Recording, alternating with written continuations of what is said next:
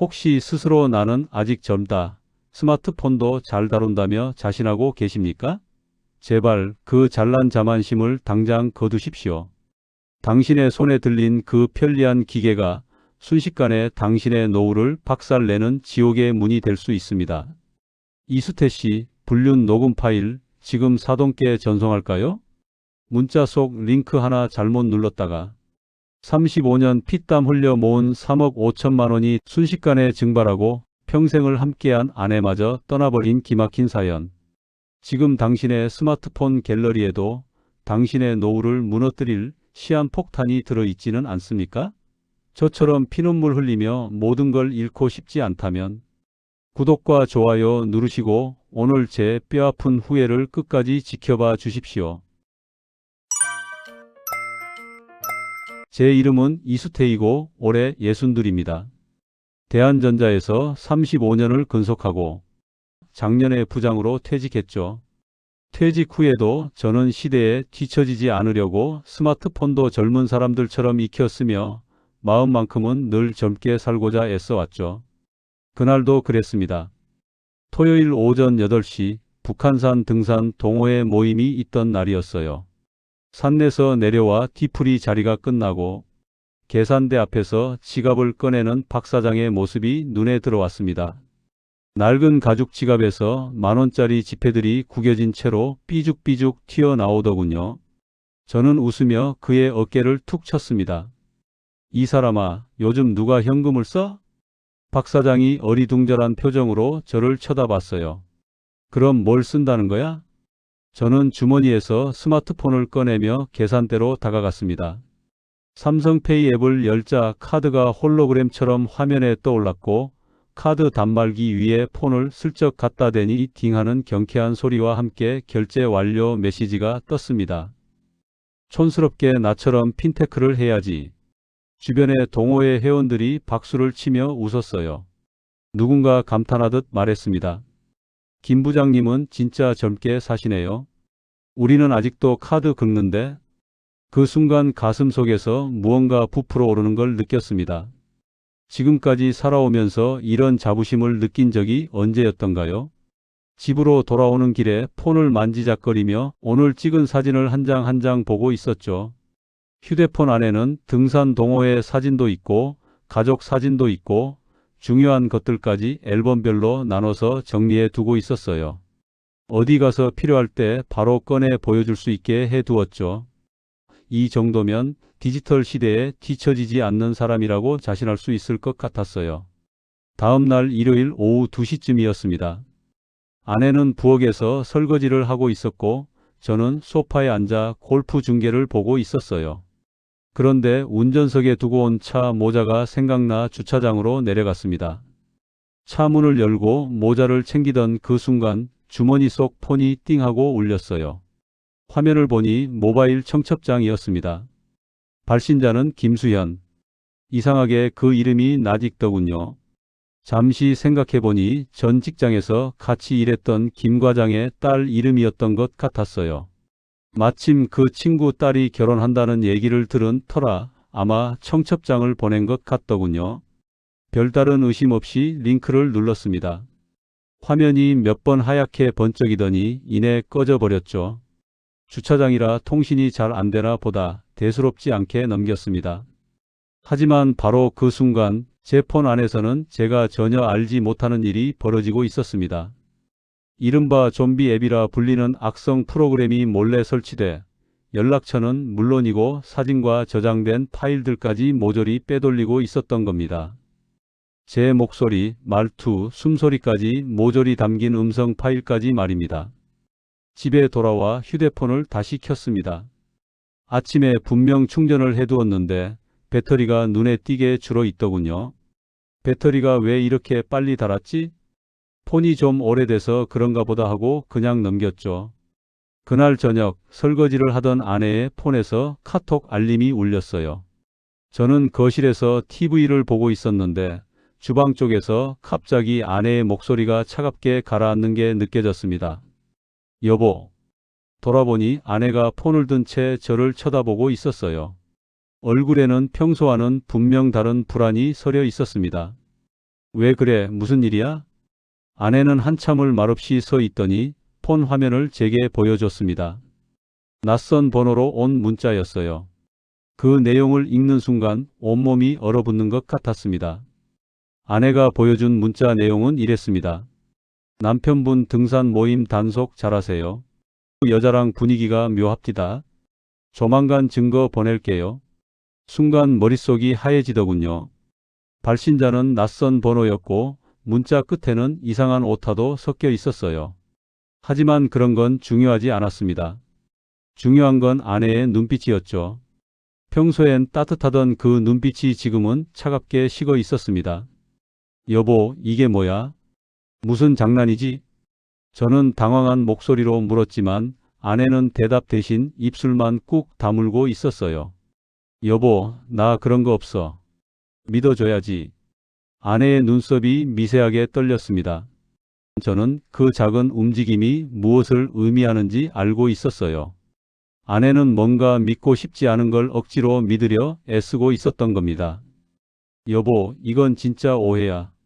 동호회 회원들 모두 결혼했고 우리 그냥 등산 동호회 사람들일 뿐이라고. 그럼 왜 이런 문자를 보내요? 아내의 목소리에는 떨림이 섞여 있었습니다. 화가 난 건지 슬픈 건지 알 수 없었어요. 저는 더 이상 답을 하지 않았어요. 핸드폰을 보는데 배터리가 또 많이 줄어 있었어요. 폰이 이상하네. 배터리가 너무 빨리 닳는데. 화면을 이리저리 만졌지만 별다른 이상은 보이지 않았습니다. 그날 밤 저는 잠을 제대로 이루지 못했습니다. 아내는 등을 돌린 채 말없이 누워 있었고 저는 천장을 바라보며 되뇌었죠. 누가 왜 이런 장난을 치는 걸까? 혹시 동호회에서 나를 시기하는 사람이 있나? 아니면 정말로 우연히 잘못 보낸 문자일까? 다음 날 월요일 오전 9시쯤 폰에서 카톡 알림이 울렸습니다. 낯선 번호였어요. 프로필 사진도 없고 이름도 설정되지 않은 계정이었죠. 메시지를 열어보니 사진 한 장이 떠 있었습니다. 등산복을 입은 제가 박미숙 씨와 나란히 서서 웃고 있는 사진이었어요. 배경은 북한산 정상이었고 뒤로는 서울 시내가 한눈에 내려다 보였습니다. 분명 단체 사진 말고는 둘이서 찍은 사진은 없었습니다. 그래서 더 이상했죠. 그런데 사진을 자세히 보니 뭔가 어색했습니다. 미숙 씨와 제 거리가 지나치게 가까워 보였고 심지어 미숙 씨 손이 제 팔을 살짝 잡고 있는 것처럼 보이기까지 했습니다. 이런 조잡한 사기를 쳐? 저는 황당해서 중얼거렸습니다.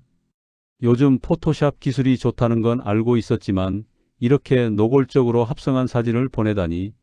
저는 문자를 지우려고 손가락을 올렸습니다. 그런데 그 순간 또 다른 메시지가 떴어요. 이수태 씨, 사진 한 장으로는 부족하시죠? 더 확실한 증거를 드릴게요. 심장이 쿵 하고 내려앉았습니다. 범인이 저를 지켜보고 있다는 느낌이 들었어요. 곧이어 음성 파일 하나가 전송되었습니다. 재생 시간은 23초. 저는 손이 떨렸지만 불안한 마음을 억누르고 재생 버튼을 눌렀죠. 스피커에서 목소리가 흘러나왔어요. 제 목소리였습니다. 미숙 씨, 오늘 산에서 보니까 더 예쁘더라. 순간 온몸이 얼어붙었습니다. 분명 제 목소리가 맞았어요. 말투도 억양도 숨소리까지 똑같았습니다. 집사람한테는 친구 모임 있다고 둘러댔어. 주말에 강원도 갈까? 소스라치게 놀라 폰을 바닥에 떨어뜨렸습니다. 손발이 차가워지면서 식은땀이 등줄기를 타고 흘러내렸습니다. 내가 언제 그런 말을 했지? 머릿속이 뒤죽박죽 엉켰습니다. 기억을 아무리 더듬어 봐도 그런 말을 한 적이 없었어요. 미숙 씨와 따로 통화한 적도, 메시지를 주고받은 적도 없었습니다. 하지만 방금 들은 목소리는 분명 제 목소리였어요. 떨리는 손으로 휴대폰을 집어들고 음성 파일을 다시 재생했습니다. 한 번, 두 번, 세 번. 들을수록 더 확신이 섰어요. 이건 제 목소리가 맞았습니다. 내가 정말 치매에 걸린 건가? 기억이 사라지고 자기가 한 말을 잊어버린다는. 그때 또 메시지가 왔습니다. 이수태 씨, 이 파일 사모님께 들려드릴까요? 아니면 따님한테 보낼까요? 선택은 당신 몫입니다. 손에 든 폰이 무겁게 느껴졌습니다. 얼마 전까지만 해도 이 작은 기계가 저를 젊게 만들어주는 도구라고 생각했는데 지금은 제 목을 조르는 올가미처럼 느껴졌어요. 숨이 막혀왔습니다. 시계바늘이 똑딱똑딱 움직이는 소리만 가득했습니다. 저는 소파에 주저앉아 머리를 감싸 쥐었습니다. 어떻게 해야 할까? 누구한테 말해야 할까? 아니, 이걸 누구한테 말할 수나 있을까? 제 목소리로 만들어진 거짓말, 그리고 그것을 믿을 수밖에 없게 만드는 무서운 기술. 저는 그 순간 깨달았습니다. 제가 자랑스러워하던 디지털 능력이 오히려 저를 함정에 빠뜨리고 있다는 걸 말입니다. 오전 10시 30분, 저는 여전히 소파에 앉아 폰만 바라보고 있었습니다. 화면은 꺼졌다 켜졌다를 반복했고 제 손가락은 그저 무의미하게 화면을 쓸어내리고 있을 뿐이었어요.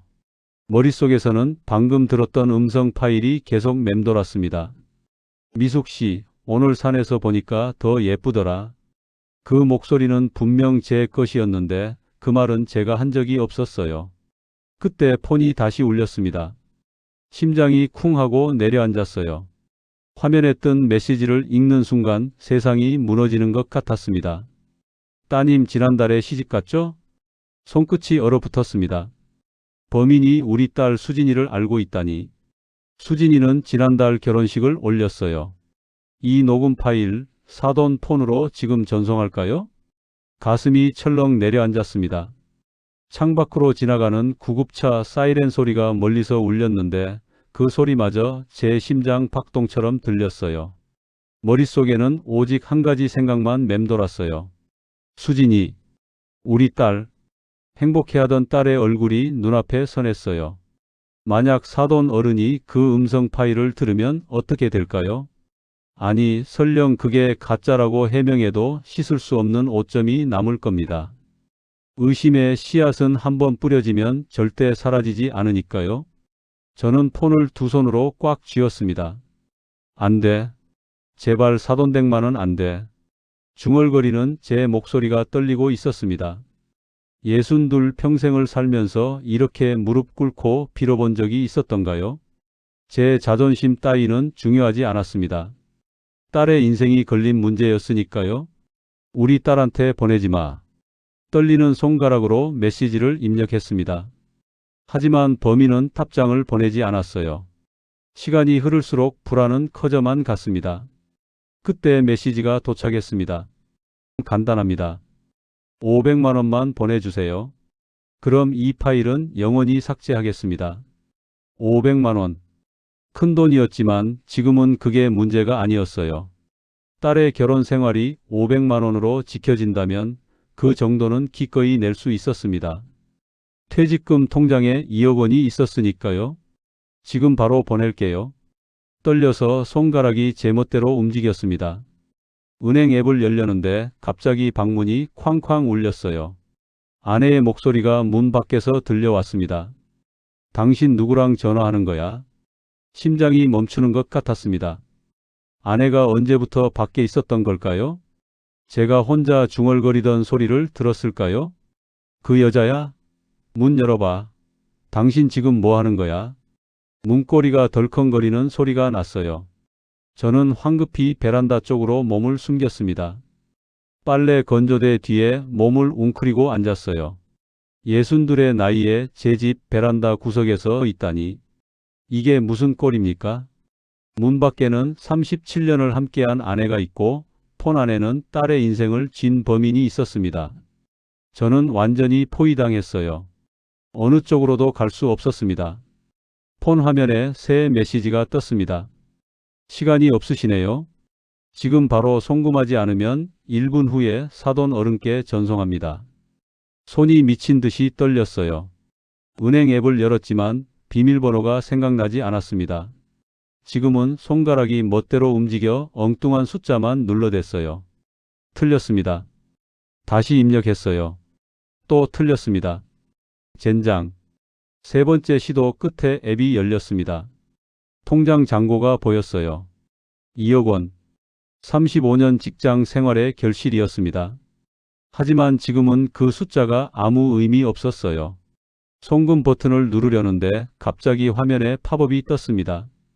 원격 지원을 허용하시겠습니까? 무슨 뜻인지 이해할 겨를이 없었습니다. 범인이 메시지를 보냈어요. 그거 승인하세요. 제가 도와드릴게요. 빨리요. 머릿속이 하얗게 지워졌습니다. 아내는 문을 두드리고 범인은 재촉하고 시간은 흘러가고 저는 결국 승인 버튼을 눌렀어요.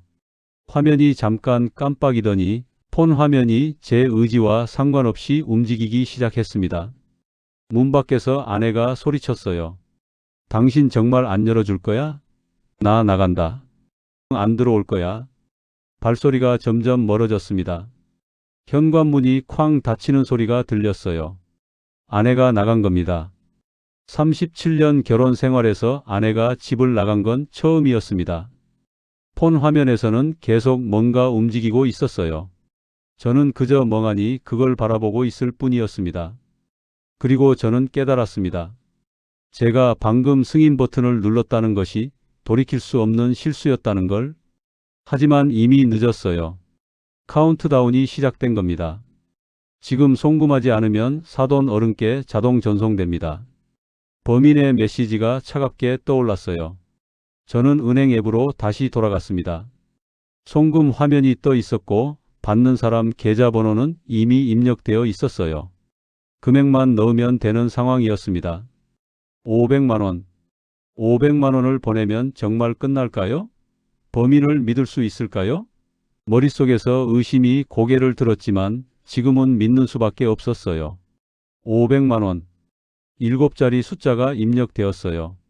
비밀번호 입력 화면이 떴어요. 평소에는 눈 감고도 칠 수 있던 번호인데 지금은 머릿속이 새하얘져서 생각이 나지 않았습니다. 2, 5, 아니 2, 7이었나? 비밀번호가 틀렸습니다. 2에 남았습니다. 2번 더 틀리면 계좌가 잠깁니다. 그럼 지금은 송금할 수 없어요. 범인은 기다려주지 않을 겁니다. 2, 7, 4, 9. 비밀번호가 틀렸습니다. 1에 남았습니다. 젠장. 폰을 쥔 손에 힘이 들어갔습니다.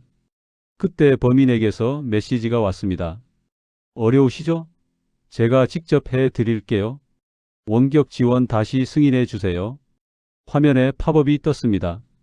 원격 제어 요청. 저는 주저없이 승인 버튼을 눌렀어요. 지푸라기라도 잡는 심정이었습니다. 화면이 움직이기 시작했습니다. 제 손이 아닌 보이지 않는 누군가의 손이 제 폰을 조종하고 있었어요. 송금 화면으로 들어가고 금액이 다시 입력되고 비밀번호 창이 떴습니다. 그리고 4개의 점이 순식간에 입력되었어요. 어떻게 비밀번호를? 말이 끝나기도 전에 송금 완료 화면이 떴습니다. 500만 원이 빠져나간 겁니다. 완료되었습니다. 음성 파일은 삭제했으니 안심하세요. 범인의 메시지가 떴습니다. 하지만 안심이 되지 않았어요. 어떻게 제 비밀번호를 알았을까요? 화면을 내리려는데 상단 알림바에 뭔가 스쳐 지나가는 게 보였습니다. 하지만 눈 깜짝할 사이에 사라졌습니다. 무슨 내용이었는지 확인할 겨를도 없었어요. 송금 완료 화면만 멍하니 바라보고 있었으니까요. 저는 베란다에서 일어나 거실로 나왔습니다. 다리에 힘이 없어 비틀거렸어요. 소파에 털썩 앉았습니다. 방금 무슨 일이 벌어진 거지? 500만 원을 보냈다. 범인은 파일을 삭제했다고 했다. 그럼 이제 끝난 건가? 하지만 마음 한구석이 계속 불편했습니다. 뭔가 놓친 것 같은 느낌이 들었어요. 상단 알림바에 스쳐 지나갔던 그 문자. 무슨 내용이었을까요? 문자함을 열어봤지만 새로운 문자는 없었어요. 아내에게 전화를 걸었어요. 신호는 가는데 받지 않았습니다. 1번, 2번, 3번. 6번째 전화에서 겨우 연결되었습니다. 왜? 차가운 목소리였어요. 여보, 집에 와. 내가 설명할게. 설명? 무슨 설명을 해? 당신 누구랑 조용히 전화하는 거. 그 여자랑 통화했지? 아니야. 그게 아니라 됐어. 나 동생 집에 며칠 있을 거야. 전화가 끊겼습니다. 저는 폰을 내려놓고 머리를 감쌌어요. 이게 무슨 일입니까? 500만 원은 날아갔고 아내는 집을 나갔고 저는 여기 혼자 남았습니다. 시간이 얼마나 흘렀을까요? 거실이 어두워지기 시작했어요. 오후 5시가 넘은 것 같았습니다. 저는 폰을 다시 들었습니다. 뭔가 이상한 느낌이 계속 들었거든요. 그때 문자 알림이 하나 떴습니다. 통신사에서 온 문자였어요. 고객님의 번호 이동 신청이 완료되었습니다. 순간 머리가 멍해졌습니다. 번호 이동? 저는 신청한 적이 없는데요. 가슴이 철렁 내려앉았습니다. 아까 상단 알림바에 스쳐 지나갔던 그 문자. 그게 이거였구나. 번호 이동 동의 문자였던 겁니다. 하지만 저는 그때 오직 송금 화면만 보고 있었어요. 범인이 원격으로 제 폰을 조종하면서 그 문자를 삭제한 것 같았습니다. 폰을 든 손이 부들부들 떨렸어요. 번호 이동이 완료되면 어떻게 되는 거죠? 제 번호로 오는 모든 문자와 전화를 다른 사람이 받는다는 뜻입니까? 아니, 그것보다 더 무서운 게 있었습니다. 은행 앱 인증, 카드 승인, 모든 게 휴대폰 번호로 이루어지는데 그 번호가 다른 사람 손에 넘어간다면 통신사에 전화를 걸었습니다. 자동 응답기가 나왔어요. 고객님 잠시만 기다려 주십시오. 기계음이 차갑게 흘러나왔습니다. 1분, 2분, 3분. 네, 고객센터입니다. 겨우 상담원과 연결됐습니다. 제가 번호 이동 신청을 안 했는데 완료됐다고 문자가 왔어요. 고객님 성함과 주민등록번호 말씀해 주시겠어요? 저는 떨리는 목소리로 정보를 불렀습니다. 아, 고객님. 오늘 오후 2시 45분에 본인 명의로 알뜰폰 번호 이동 신청하셨네요. 인증까지 완료되었고요. 제가 안 했다니까요. 그런데 고객님, 본인 인증을 확인하신 거잖아요. 상담원의 목소리는 의심에 차 있었어요. 아니, 그게 원격으로 말을 하다 말고 입을 다물었습니다. 원격 지원을 제가 승인했다고 말하면 결국 제 과실이 되는 겁니다. 아무 말도 할 수 없었어요. 취소할 수 있어요? 취소해 주세요. 죄송하지만 번호 이동은 일단 신청되면 자동으로 처리돼요. 전화가 끊어졌습니다. 저는 소파에 털썩 주저앉았어요. 폰을 바라봤습니다. 이 안에 제 모든 것이 들어 있었어요. 은행, 카드, 증권, 보험, 연금. 35년 직장 생활의 결실이 모두 이 작은 기계 안에 담겨 있었습니다.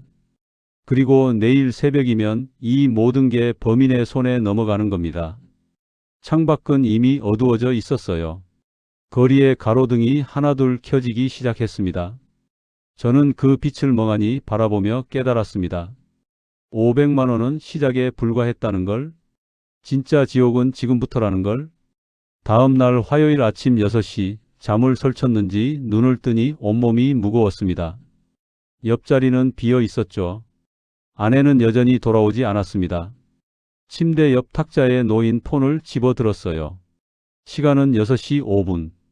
밤새 충전기에 꽂아뒀는데도 완충이 안 되어 있었습니다. 이상하다고 생각하면서도 일단 아내에게 전화를 걸어봤어요. 발신음이 울렸습니다. 뚜. 그런데 이상했어요. 평소와 소리가 달랐습니다. 신호음 끝에 자동 응답으로 넘어갔습니다. 문자를 보냈어요. 여보, 집으로 와. 전송 버튼을 눌렀습니다. 화면에 전송 중이라는 표시가 떴다가 이내 전송 실패로 바뀌었어요. 다시 시도했습니다. 또 실패. 뭐야, 왜 안 되는 거야? 중얼거리며 화면 상단을 내려다봤어요. 그제야 눈에 들어왔습니다. 안테나 표시가 사라져 있었어요. 평소에는 막대가 서 있었는데 지금은 그 자리에 SOS라는 글자만 떠 있었습니다. 긴급 통화만 가능하다는 표시였죠. 심장이 쿵 내려앉았습니다. 설정으로 들어가 이동통신망을 확인해 봤어요. 서비스 없음이라고 떠 있었습니다. 폰을 껐다가 다시 켰습니다. 화면이 다시 켜졌습니다. 하지만 여전히 안테나 자리에는 SOS만 보였어요. 이게 무슨?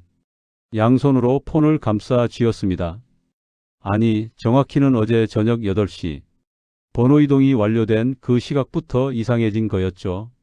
거실로 나가 집 전화기를 들었습니다.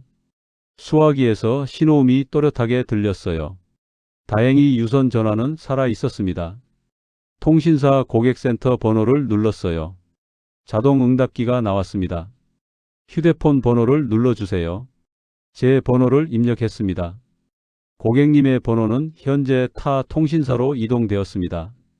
문의사항은 해당 통신사로 연락해 주시기 바랍니다. 전화가 끊겼습니다. 저는 그 소리를 한참 듣고 있다가 천천히 수화기를 내려놓았습니다. 번호가 완전히 넘어간 겁니다. 제 번호로 오는 모든 전화와 문자는 이제 제가 받을 수 없었어요. 누군가 다른 사람이 받고 있을 겁니다. 세면대로 가서 찬물로 얼굴을 씻었습니다. 거울에 비친 제 얼굴은 헬쑥했어요. 눈 밑에 다크서클이 짙게 깔려 있었고 뺨은 푹 꺼져 보였습니다. 하루 만에 10년은 늙은 것 같았어요. 옷을 갈아입고 현관을 나섰습니다. 통신사 대리점으로 가야 했어요. 이 상황을 뭐라도 해결해야 했으니까요. 걸어가는 동안 계속 폰을 꺼내 확인했습니다. 혹시나 안테나가 잡히지 않을까 하는 희망에서였죠. 하지만 여전히 SOS였습니다. 대리점은 아파트에서 5분 거리에 있었어요. 유리문을 열고 들어서니 직원 한 명이 컴퓨터 앞에 앉아 있었습니다. 20대 후반으로 보이는 여자 직원이었어요. 어서 오세요. 무엇을 도와드릴까요? 밝은 목소리였지만 저는 답답한 마음에 목소리가 떨렸습니다. 제 폰이 갑자기 안 되는데요. 통화도 안 되고 문자도 안 됩니다. 폰 좀 봐도 될까요? 직원에게 폰을 건넸어요. 직원이 화면을 이리저리 만지작거리더니 키보드로 뭔가 입력하기 시작했습니다. 고객님, 성함이 어떻게 되세요? 이수태입니다. 주민등록번호는요? 번호를 불렀어요. 직원이 모니터를 한참 들여다보더니 고개를 갸웃거렸습니다. 고객님, 어제 저녁 8시에 알뜰폰으로 번호 이동하셨는데요? 제가 안 했다니까요. 목소리가 커졌습니다. 옆에서 상담 중이던 다른 손님이 저를 쳐다봤어요. 직원이 당황한 표정으로 말을 이었습니다. 그런데 여기 인증 기록이 다 있는데요. 휴대폰 문자 인증도 하셨고 본인 확인 절차도 모두 통과하셨어요. 그게 해킹 당한 거라고요? 아, 그러세요? 그럼 경찰에 신고부터 하셔야겠는데요. 직원은 시큰둥한 표정으로 모니터만 바라보며 말했습니다. 남의 일이라는 투였죠. 그 무미건조한 태도에 억누르고 있던 울분이 터져 나왔습니다. 저는 카운터를 손바닥으로 내리쳤습니다. 신고는 나중에 하고 일단 이거부터 해지해줘요. 당장. 지금 범인이 내 번호 쓰고 있잖아. 제 고함 소리에 매장 안의 시선이 집중되었습니다. 직원은 그제야 난처한 표정을 지으며 의자를 뒤로 살짝 뺐습니다. 고객님, 진정하시고요. 여기선 해지가 안 돼요. 뭐? 내가 이 통신사를 30년을 썼는데 해지가 안 된다니 그게 무슨 소리야? 어제부로 저희 통신사 고객이 아니시라니까요. 전산상으로 지금 이 번호는 모바일이라는 알뜰폰 통신사로 넘어갔어요. 해지하시려면 그쪽 회사로 연락하셔야 해요. 직원은 마치 벽 보고 이야기하듯 원론적인 답변만 되풀이했습니다.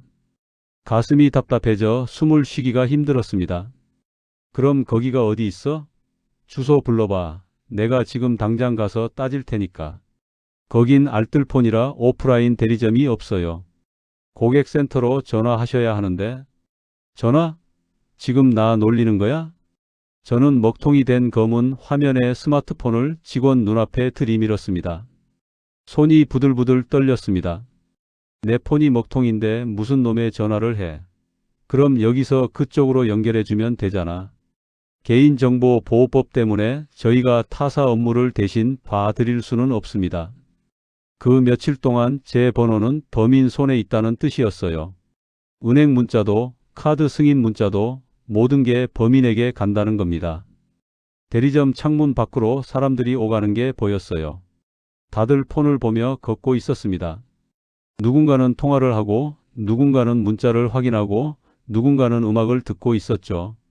너무나 자연스러운 모습들이었습니다. 하루 전까지 저도 그랬으니까요. 하지만 지금의 저는 달랐어요. 손에 든 폰은 껍데기일 뿐이었습니다. 최신형 스마트폰, 100만 원이 넘는 기계. 하지만 전화도 문자도 인터넷도 안 되는 그저 비싼 알람 시계에 불과했어요. 저 고객님 괜찮으세요? 저는 대답 대신 고개만 끄덕였어요. 의자에서 일어나 비틀거리며 대리점을 나섰습니다. 거리를 걸어가는데 주머니 속 폰이 유난히 무겁게 느껴졌습니다. 집으로 돌아가는 길 발걸음은 천근만근이었어요. 현관문을 열고 들어섰을 때 집안은 너무나 조용했습니다. 시계 초침 소리만 똑딱똑딱 울렸어요. 아내가 없는 집, 먹통이 된 폰, 그리고 어딘가에서 제 번호로 들어오는 모든 연락을 받고 있을 범인. 거실 소파에 주저앉아 폰을 내려다봤습니다. 화면에는 여전히 SOS만 떠 있었어요. 긴급 통화만 가능합니다. 하지만 지금 제가 긴급 상황이라고 누구에게 말할 수 있을까요? 경찰에 신고한다고 해도 제가 직접 원격 지원을 승인했다고 하면 뭐라고 하겠습니까? 폰을 꽉 쥐었습니다. 저는 그 순간 깨달았습니다. 디지털 시대에 번호를 잃는다는 건 단순히 연락이 안 되는 게 아니라는 걸, 제 정체성이, 제 돈이, 제 모든 것이 그 번호에 묶여 있었다는 걸 말이죠. 그리고 그 모든 게 지금 범인의 손에 넘어갔다는 사실을요. 저는 은행 앱을 열어봤습니다. 와이파이로 연결된 상태였기에 앱 자체는 작동했어요. 로그인 버튼을 눌렀습니다. 평소처럼 지문 인식 화면이 떴고 엄지손가락을 갖다 댔죠. 로그인 정보가 변경되었습니다. 재설정이 필요합니다. 빨간 글씨가 화면에 떴어요. 심장이 덜컥 내려앉았습니다. 비밀번호 찾기를 눌렀더니 휴대폰 인증을 요구했어요. 하지만 제 번호는 이미 죽어 있었습니다. 인증 문자를 받을 수 없었죠. 다른 은행 앱도 열어봤습니다. 증권 앱도 카드 앱도 모두 마찬가지였어요. 로그인 정보가 변경되었다거나 재인증이 필요하다는 메시지만 떴습니다. 제 돈인데, 제 앱인데 저는 들어갈 수조차 없었어요. 손이 떨렸습니다. 옷을 갈아입고 은행으로 향했어요. 걸어가는 내내 최악의 상황만 머릿속을 맴돌았어요. 설마 하는 마음으로 은행 유리문을 열었습니다. 창구 직원에게 다가갔어요. 30대 초반으로 보이는 남자 직원이었습니다. 계좌 확인 좀 하고 싶은데요. 신분증 주시겠어요? 지갑에서 신분증을 꺼내 건넸습니다. 모니터를 보는 직원의 표정이 미묘하게 변했습니다. 고객님, 어제 큰 거래가 여러 건 있으셨네요. 뭐라고요? 목소리가 갈라졌습니다. 직원이 프린터 버튼을 눌렀어요. 기계에서 지지직 소리가 나더니 종이가 길게 뽑아져 나왔습니다. 직원이 그 종이를 제게 건넸습니다. 거래 내역서였어요. 손에 든 종이가 무거웠습니다. 종이에 적힌 숫자들의 무게였죠. 첫 번째 항목, 정기예금 해지, 1억 원. 두 번째 항목, 정기적금 해지, 5천만 원. 세 번째 항목, 자유적금 해지, 5천만 원. 네 번째 항목, 마이너스 통장 및 신용대출 실행, 1억 5천만 원. 숫자들이 눈앞에서 어른거렸습니다. 종이를 든 손이 부들부들 떨렸어요. 마지막 줄을 읽는 순간 다리에 힘이 풀렸습니다. 현재 잔액 300만 원. 이게 뭡니까? 어제 아침까지만 해도 2억 원 정도 있었는데. 고객님, 본인이 인출하신 거 아니에요? 모두 비대면 인증으로 처리되었는데 보안카드 인증도 완료되었고요. 직원이 인출 내역을 보여줬어요. 거래 내역이 빼곡히 찍혀 있었습니다. 각 거래마다 본인 인증 완료, 보안카드 확인이라는 글자가 붙어 있었어요. 제가 안 했다니까요. 이거 해킹 당한 겁니다. 목소리가 커졌습니다. 사람들이 저를 쳐다봤어요. 직원이 당황한 표정으로 주위를 살폈습니다. 고객님, 일단 진정하시고요.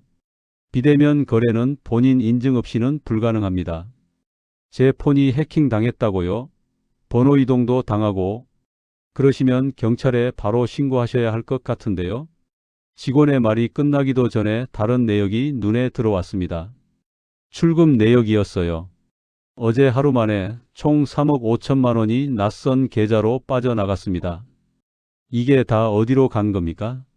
타 은행 계좌로 이체되었네요. 받는 분 성함은 개인정보라 알려드릴 수 없고요. 손에 든 거래 내역서가 바닥으로 떨어졌어요. 3억 5천만 원. 35년 직장 생활의 결실이었어요. 매달 조금씩 모아서 보너스를 쪼개서 명절 상여금을 아껴서 만든 돈이었습니다. 우리 부부의 노후를 위해 35년 동안 모은 전부였어요. 그게 하루 만에 사라진 겁니다. 아니, 입에서 신음이 새어 나왔습니다. 눈앞이 캄캄했어요. 누군가 말을 거는 것 같았지만 무슨 말인지 알아들을 수 없었습니다. 고객님, 물 좀 드시겠어요? 직원이 종이컵에 물을 담아 건넸습니다.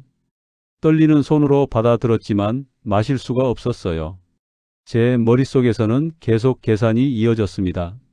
3억 5천. 모든 게 비어버린 겁니다. 아니, 비어버린 게 아니에요. 오히려 빚이 생겼어요. 대출금 1억 5천만 원. 이자만 해도 한 달에 몇백만 원씩 나갈 겁니다. 그 돈을 어떻게 다시 찾을 수 있을까요? 울음이 터져 나왔습니다. 62의 나이에 은행 창구 앞에서 사람들이 지켜보는 앞에서 울고 있었어요. 하지만 참을 수가 없었습니다. 35년이 한순간에 사라졌는데 어떻게 참습니까? 직원이 난처한 표정으로 휴대폰을 꺼내더니 어디론가 전화를 걸었어요. 잠시 후 지점장으로 보이는 50대 남자가 나왔습니다. 고객님, 일단 상담실로 가시죠. 여기서는 곤란합니다. 지점장이 제 팔을 부축했어요. 비틀거리며 일어났습니다. 상담실로 들어가는데 뒤에서 사람들의 수군거리는 소리가 들렸어요. 저 사람 뭐래? 해킹 당했대. 보이스피싱 당한 거 아니야? 저 나이에 왜 조심을 안 해? 그 말들이 등 뒤에서 화살처럼 꽂혔습니다. 상담실 문이 닫혔습니다. 좁은 방 안에는 책상 하나와 의자 2개만 있었어요. 고객님, 일단 경찰에 신고하시는 게 우선입니다.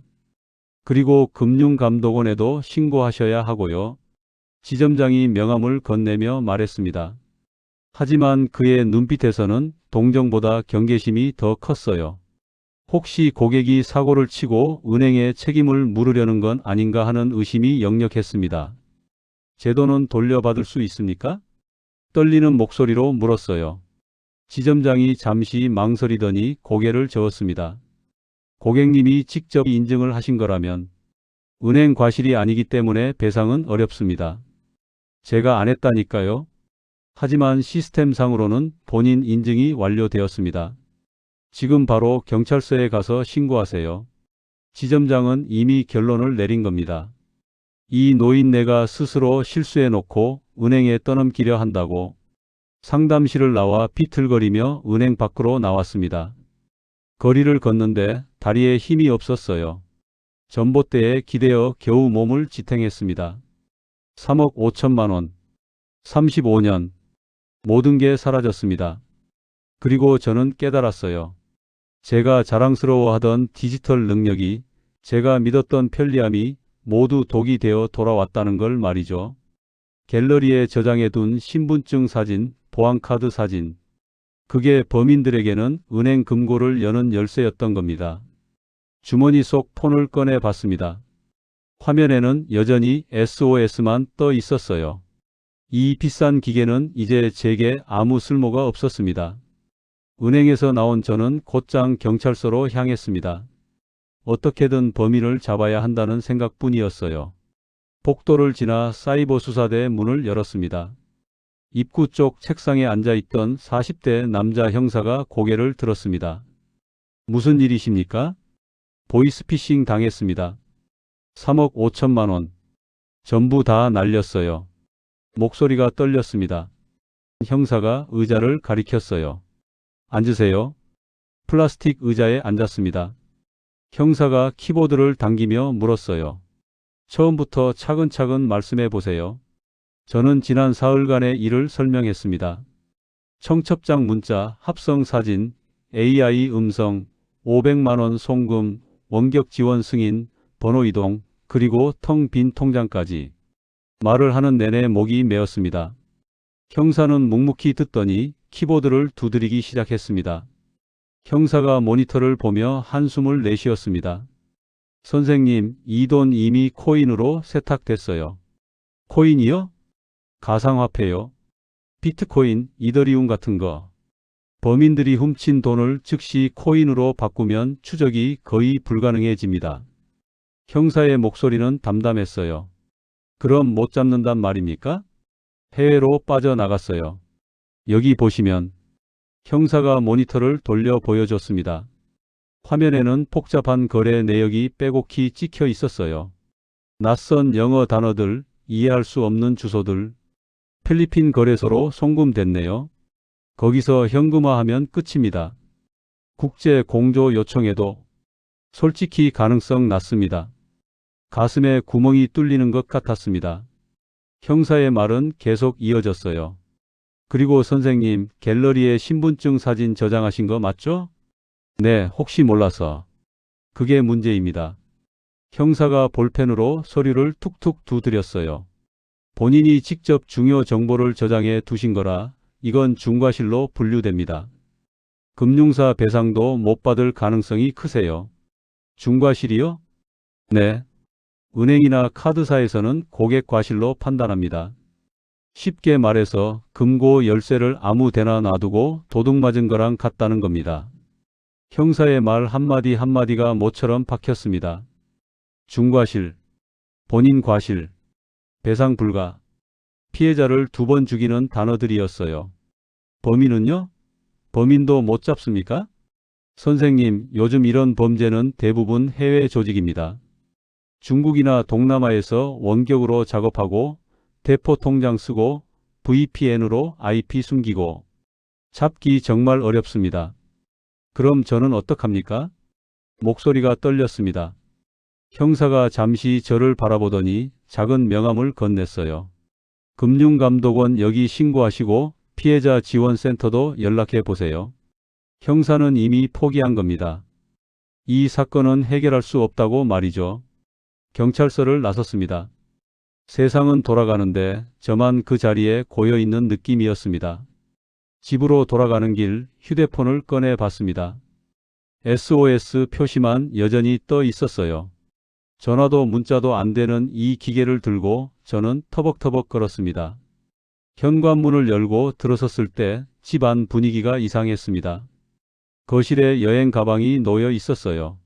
침실 쪽에서 옷장 여닫는 소리가 들렸습니다. 여보, 안방 문을 열었습니다. 아내가 옷을 꺼내고 있었어요. 뭐 하는 거야? 어디 가려고? 아내가 대답 없이 계속 짐을 쌌어요. 저는 다가가 아내 어깨를 잡았습니다. 여보, 내가 설명할게.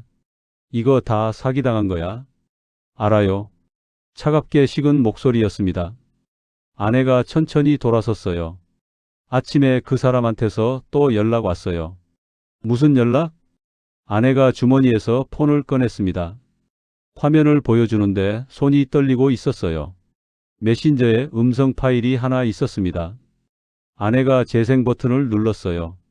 제 목소리가 흘러나왔습니다. 여보, 미안해. 나 이제 못 살겠어. 빚도 많고 사돈 어른한테도 걸렸고 너라도 편하게 살아. 이 세상 나 혼자 갈게. 온몸이 얼어붙었습니다. 제 목소리가 맞았어요. 억양도 숨소리까지 똑같았습니다. 하지만 저는 그런 말을 한 적이 없었어요. 이것도 가짜야. AI로 만든 거라고. 여보, 나 그런 생각 전혀 없어. 알아요. 안다고요? 아내의 목소리에 눈물이 섞여 있었습니다. 가짜인 거 알아요. 아내가 고개를 떨구었어요. 어깨가 떨렸습니다. 당신 부주의로 전 재산 날렸잖아요. 3억 5천. 우리 37년 모은 돈이에요. 그리고 사돈댁까지 들먹이게 만들고 수진이한테 다 들었어요. 어? 당신이 경찰서에서 수진이한테 전화해서 노후자금 잃어서 죽고 싶다고 울었다면서요. 애가 놀라서 나한테 얼마나 울면서 전화했는지 알아요? 그 파일도 들어봤는데 딱 봐도 기계음 섞인 가짜래요. 그래. 수진이가 알았구나. 다행이다. 진짜 다행이야. 그래서 오해는 풀렸어요. 바람 피운 건 아니라는 거 믿어요. 그런데 시어머니가 이상한 소리 들었다면서 뭐냐고 물어봤대요. 우리 딸이 얼마나 창피했겠어요. 아내의 눈에서 눈물이 떨어졌습니다. 하지만 당신이 조심했어야죠. 갤러리에 신분증을 왜 저장해요? 은행에서 뭐래요? 본인 과실이래요. 배상도 못 받는데요. 나도 몰랐어. 몰랐다고 다해요? 아내의 목소리가 높아졌습니다. 결혼 생활에서 아내가 이렇게 소리 지른 건 처음이었어요. 당신 맨날 뭐라고 했어요? 자기는 젊다고 디지털 잘한다고. 그러더니 결국 이 꼴이에요. 우리 노후 자금 다 날렸어요. 가슴이 무너졌습니다. 아내 말이 맞았어요. 제가 자만했습니다. 제가 잘난 척했습니다. 그 결과가 이거였습니다. 여보, 미안해. 내가 잘못했어. 제발 가지 마. 아내 앞에 주저앉았어요. 62의 남자가 바닥에 무릎을 꿇었습니다. 다시 시작하자. 내가 일할게. 뭐든지 할게. 아내가 고개를 저었습니다. 눈물이 계속 흘러내렸어요. 저도 생각 좀 해야겠어요. 동생 집에 며칠 더 있을게요. 아내가 가방을 들었습니다. 여보, 제발. 현관문이 열렸습니다. 그리고 뒤도 돌아보지 않고 걸어갔습니다. 쾅! 문이 닫혔습니다. 그 소리가 집안을 울렸어요. 저는 현관 앞에 주저앉아 있었습니다. 텅 빈 집, 떠난 아내, 사라진 돈, 그리고 무릎 꿇은 62의 남자. 37년 결혼 생활이 한순간에 무너졌습니다. 저는 그 자리에 한참을 앉아 있었습니다. 아내가 떠난 후 사흘이 지났습니다. 텅 빈 집에서 저는 폴더폰을 만지작거리고 있었어요. 5만 원짜리 중고 폰이었습니다. 통신사에서 임시로 개통해 준 거였죠. 스마트폰처럼 화려하지도 편리하지도 않았지만 적어도 전화와 문자는 되었습니다. 화면을 켜니 아내에게서 온 문자가 있었어요. 건강 챙기세요. 단 5글자였지만 그 안에 담긴 무게는 무거웠습니다. 화는 풀리지 않았지만 그래도 걱정은 하고 있다는 뜻이었으니까요. 저는 소파에 앉아 지난 일주일을 되돌아봤습니다. 청첩장 링크를 누른 그 순간부터 모든 게 시작됐었죠. 설마 내가 당하겠어 하는 그 안일함이 저를 이 지경으로 만들었습니다. 모든 게 일주일 만에 무너졌어요. 하지만 저는 깨달았습니다. 여기서 주저앉으면 정말 끝이라는 걸. 범인들이 원하는 게 바로 이거라는 걸. 피해자가 수치심에 숨어버리고 말없이 무너지기를 기다리겠죠. 저는 다시 일어났어요. 책상 앞에 앉아 노트북을 켰습니다. 검색창에 엠세이퍼라고 쳤어요. 경찰이 알려준 사이트였습니다. 화면이 바뀌며 본인 인증 페이지가 떴습니다. 로그인하니 제 명의로 가입된 서비스들이 주르륵 떠올랐어요. 은행, 카드, 대출, 보험, 통신사. 무려 32개나 됐습니다. 그중 제가 기억하지 못하는 게 6개 있었어요. 모바일 대출 앱이었습니다. 범인들이 제 명의로 가입한 거였죠. 저는 하나하나 가입 제한 버튼을 눌렀습니다. 앞으로는 이런 일 없을 거야. 중얼거리며 계속 작업했습니다. 명의도용 방지 서비스도 신청했어요. 이제 누군가 제 명의로 금융 거래를 하려면 제 동의가 필요하게 됐습니다. 진작 했어야 했는데 이제라도 하는 게 다행이었죠. 다음으로 한 건 갤러리 정리였습니다. 폴더폰에는 사진이 별로 없었지만 앞으로를 대비해야 했어요.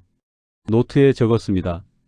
절대 저장하지 말 것, 신분증, 보안카드, 여권, 통장 사본. 빨간 펜으로 밑줄까지 그었습니다. 그리고 금융감독원 사이트에 들어가 피해 구제 신청을 했어요. 승산은 낮다고 했지만 그래도 해야 했습니다. 포기하는 순간 정말 끝이니까요. 서류를 작성하고 증빙 자료를 첨부하고 제출 버튼을 눌렀습니다. 저녁이 되어 딸 수진이에게서 전화가 왔습니다. 아빠, 괜찮으세요? 응, 괜찮아. 거짓말이었습니다. 괜찮을 리 없었어요. 하지만 딸에게 더 이상 짐이 되고 싶지 않았습니다. 엄마가 많이 속상해 하세요. 아빠가 먼저 사과하세요.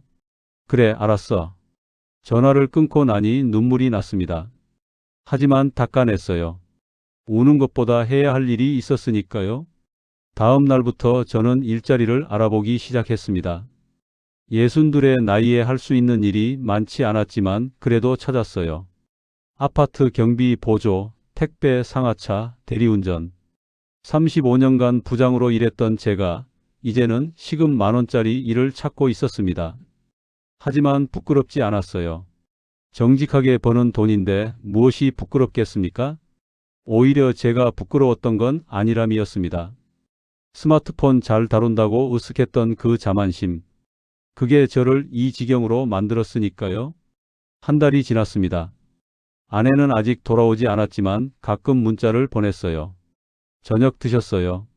감기 조심하세요.